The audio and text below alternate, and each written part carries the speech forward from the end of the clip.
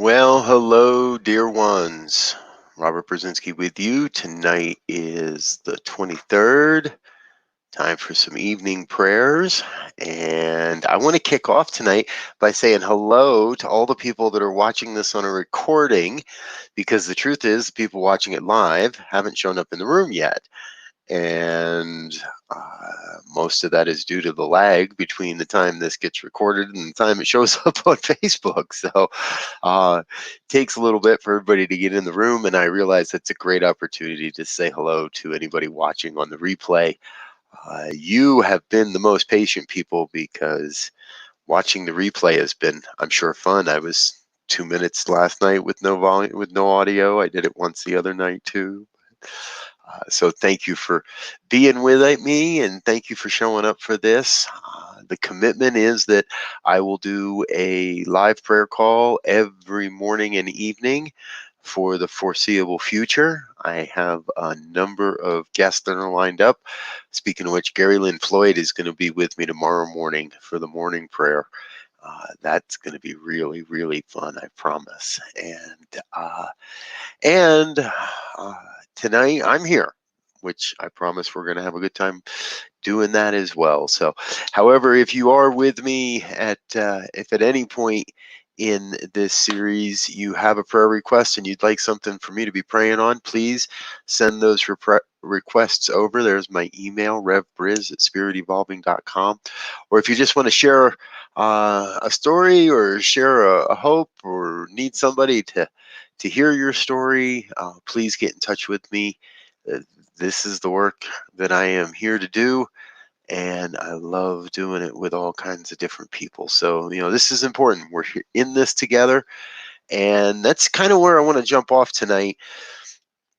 It's very interesting because I've been talking with a lot of friends, and in many ways, we're looking for how is this the demonstration of the prayer work that's been going on, praying towards a vision of a world that works for everyone, of a organization that's awakening humanity to its spiritual magnificence.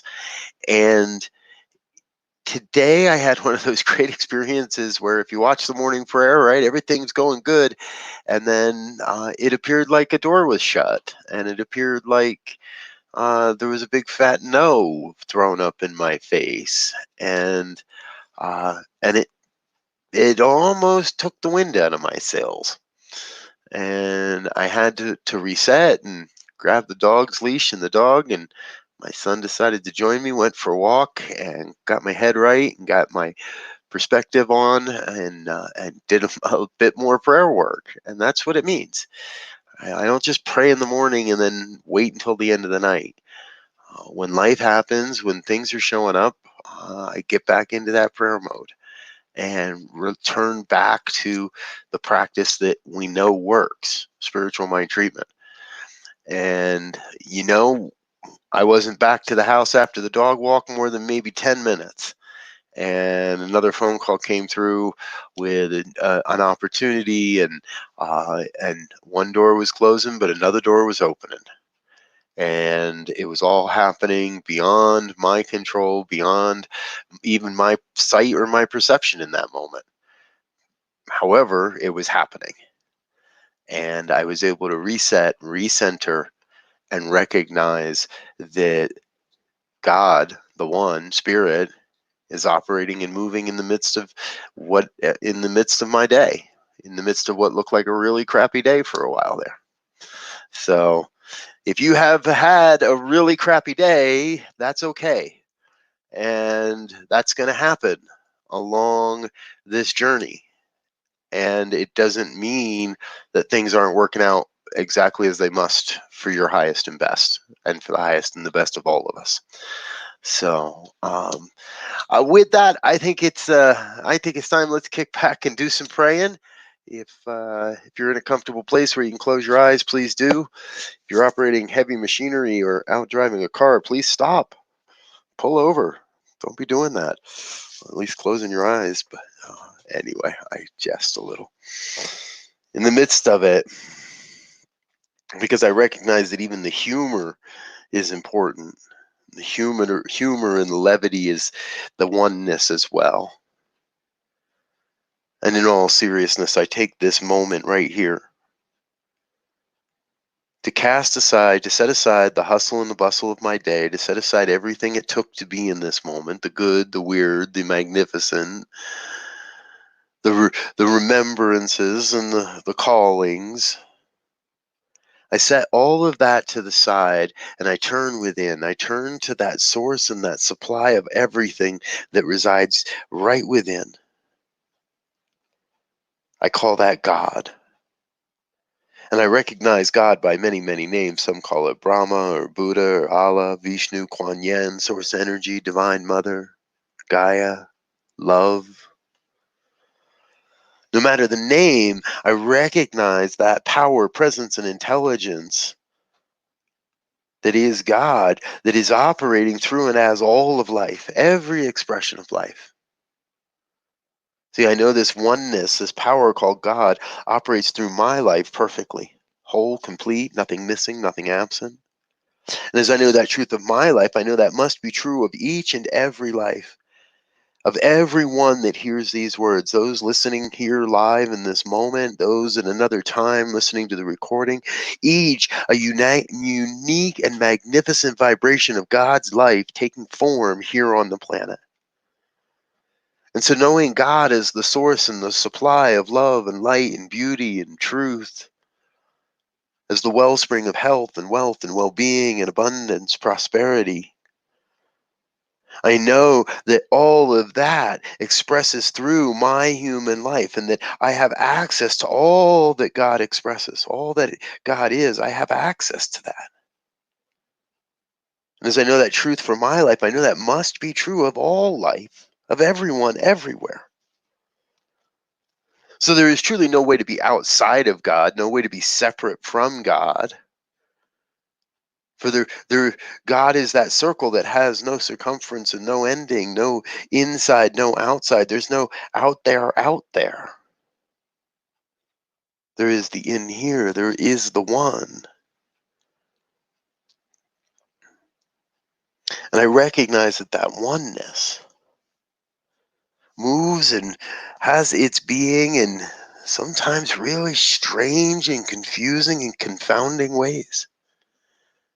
Yes, sometimes there is that ease and flow and that divine grace of life as I move from experience to form and form to experience and consciousness to form. And yet sometimes there's bumps along that road. Opportunities to see things differently, opportunities to perceive things differently. And so I know that for myself, my own work is to remain open to the oneness, remain open to the revelation, the great and glorious revelation of God's life taking form in and as my life. So really, there can be no closed doors. There are no detours. There is nothing wrong. There's no lack or limitation in the mind of God. There is no wrong way to do this thing called life. There is the way. And the way to do life is with whatever's showing up. To feel the feelings and turn to the one, to recognize the truth and turn to the one, to stand in the face of the falsehoods, of the adversity, of the apparent negativity that is in the planet, is in vibrating right now, to stand in the face of that apparent negativity and say, no, that is not the truth. For I am a divine expression of the one. And I recognize everyone around me as that same divine expression of the one. So the discord, the dis-ease, the sense of uncertainty, unsettledness, all of that, that is the apparent negativity. And for each one here, I claim an experience of standing in the truth and saying, no, that shall not abide. I shall no longer feed that, that apparent negativity, that sense of limitation. I will not feed that consciousness. I will feed the consciousness that says there is a great rebirth, a renewal happening. There is a great birth and a great healing that is happening. And yes, Mother Earth is moving through a healing phase. And yes, human consciousness is moving through a healing phase, is healing the sense of community, healing that sense of separation, reminding everyone across this planet that we are uniquely connected by these invisible vines and vibrations of truth. We are all connected because we are all part of that one body, that one thing called God. And so I recognize and I claim the great healing that is happening, and I rest. I rest in a deep knowing